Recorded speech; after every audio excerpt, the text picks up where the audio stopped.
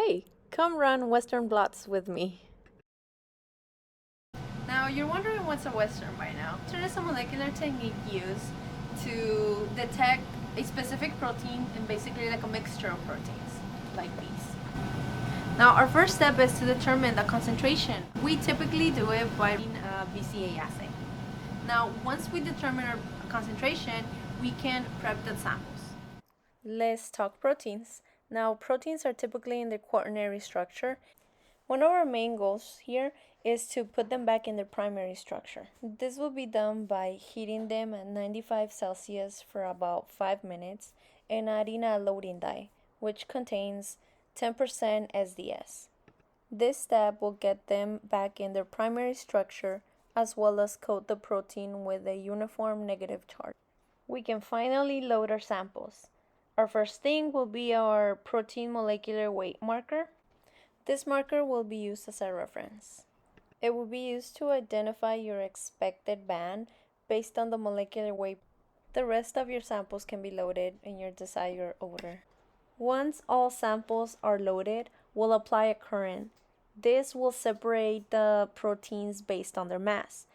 Lighter proteins will run faster, while heavier proteins will run slower. The next step is to get your gel out and open it. So we're going to cut all the wells and try to cut the gel out. This step is done with love. Now it's time to assemble our transfer sandwich. The most important thing is to put it on the right orientation, otherwise you might lose your protein. The transfer technique uses an electric field to elute the protein from the gel into the transfer membrane, so you have to make sure it's on the right spot. Make sure there's no bubbles. This is how the setup typically looks. Now we're going to be running it for 90 volts for 2 hours in the cold room. You know everything's going according to plan if you start seeing bubbles. Our next step is to block our membrane. This is done to stop any non-specific binding from happening.